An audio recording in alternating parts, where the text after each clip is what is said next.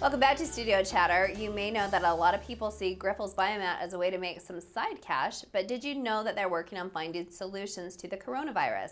Say hello to Jesse Cardon, the general manager of Grifols Biomat in Spanish Fork. Welcome back. Welcome, thanks for having me, guys. Jesse. Thanks. Wow, you're busy. You're busy. You slowed down for a minute. Yeah. Did you have to shut down?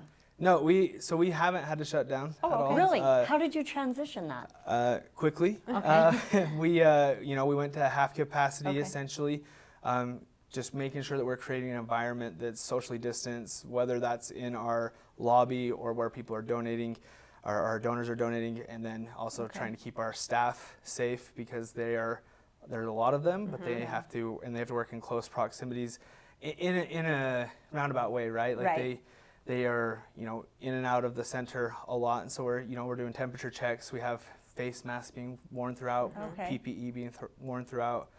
Our donors are being temperature checked before they come in the center. Okay. Those type of things. Yeah. What are your hours, Jesse? So they are 5 to 8:30 Monday. 5 a.m. 5 a.m. to 8:30 Monday through Thursday. A.m. 5 a.m. Wow, to that's 7 early. on Friday, and then we are open on Saturdays from 6 a.m. till 2:30.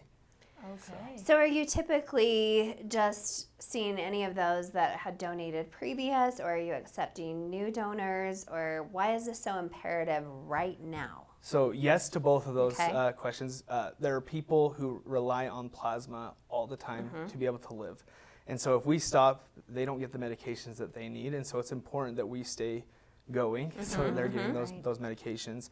We are taking new donors as well. Okay. But on top of that, plasma, you've heard it in the news a little bit. Convalescent plasma is something that Grifols is trying to use.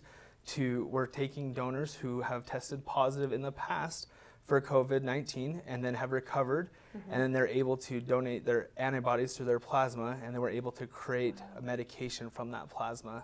That it's going to take quite a few donations to make one medication, so we need those donors coming in, and there's a lot of studies going on. Grifols was one of the companies that was selected by the FDA to do this, and so that's happening here in Spanish Fork, just starting recently. So. Wow. So is that like to create the vaccine? Is that what we're talking? So or a is little it bit different, yeah. Okay. So more of a treatment than a vaccine. Okay. So if somebody comes up sick, they would be able to use this. You've heard like some actors, some famous people donating their plasma to give to it.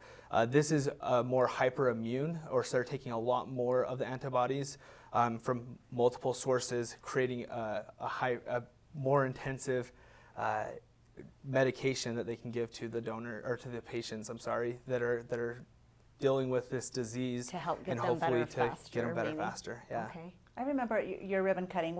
Remind me, was it in August 2 summers ago? Yeah. August 2018. So you're almost to your 2-year mark. Yeah. Right? Yeah. And we had a guest speaker that day, and he was saying how much he depends on plasma donations Yeah. for his daily.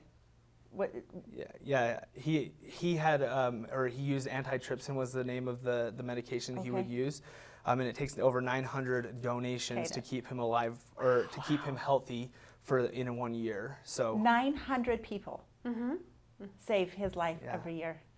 That's like, that story just touched me. Well, and weren't you telling us a story previously before screen that someone was given some blood to help them recover from something? Yeah, up in Murray, I heard this. Yeah.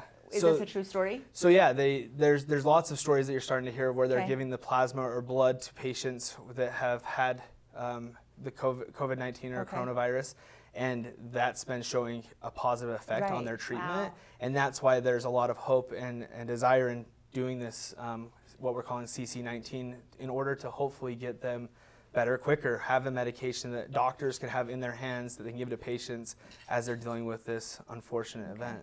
So I don't want it to be an insensitive question, but it's in my mind. Do they get more money than the regular donor, or is it the same? Yes. Okay. Yeah, and so like Grifols, we have other programs throughout the country, such as tetanus or hepatitis programs. We have just different programs where we can collect plasma that's specialized, and those Oh. donors do get a little bit more money Okay. because their plasma is needed a little bit more. actually a lot bit more. Okay, So, that yeah. makes so much sense. And I have a personal question as well. So I have multiple sclerosis, and I remember years back I went in to donate, and they filled out all my paperwork, and then they came to me and asked me about my disease, and it wasn't at your place, but and then they said, we just don't know much about this, that we can't accept you as a donor. I just wonder if things have changed since then, or how that goes. So it's a little bit of a loaded question. Okay, right? Of course, it's individual, but So we have medical staff at every site.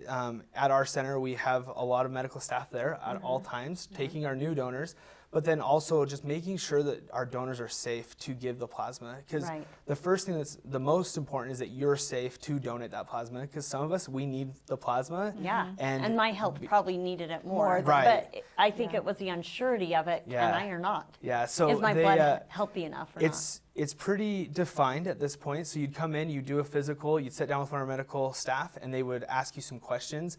Some of those medical type of things, like multiple sclerosis, they would ask you about, and then you would tell them, and then they would look in this book that we have, our SOP, that tells them whether or not you can donate. And then we also have doctors that we report to that if for some reason we can't tell you one way or another, they can. And so they're always on call, like 24/7. So. Awesome. That makes it. Well, that's fantastic, because you certainly can't know everything, and you can't know everyone's, even if you took someone's temperature today and they seem just fine there and could be asymptomatic, you can't know possibly everything, even with all of the history. So now I think it's just a marvelous work that you do, that the donors do, that it's obviously so needed. And I think that the money is just an extra incentive or perk to maybe Encourage people to down do there. it a little bit more. And that's what we hear. We hear Spanish Fork has been such a wonderful town, not only because I live here, but because I see what people are doing. They come in because, there is a little bit of extra cash, but they keep coming because they feel the good that it's doing. Yeah. Because it is taking time out of their week, isn't it? Usually you can come in twice a week, and you're there for about an hour and a half? Yeah, so our average times at our center, time you walk in, time you walk out is about 82 minutes. After your first time does take a little bit longer because of that, that medical history and screening that you have to go through. But it takes a little bit of extra time, and it is needed so direly across the world that it's important that we're getting people in twice a week if we can. I appreciate you sharing your message. We need to have you back here to remind our viewers, like, this is crucial. And I know I gave plasma like 20 years ago. I think you kind of ebb and flow in life, where it's a convenient time, or maybe some extra income, so maybe someone can go in and get. There's just always different reasons to go do it. So, well, I think I know somebody probably sitting in your center right now that has some extra time and likes to donate. So perfect. That's awesome. And I think it's important. I want to share just the website, because the CC19 is a little bit new. There's a website that people can go to. It's grifolsplasma.com /en/CV19. So ENDCV19. Just to see if you're able to donate with the new program that's going on. If not, you can still do. We still need regular plasma, but I know a lot of people are interested in what's going on with the COVID response right now. That's great.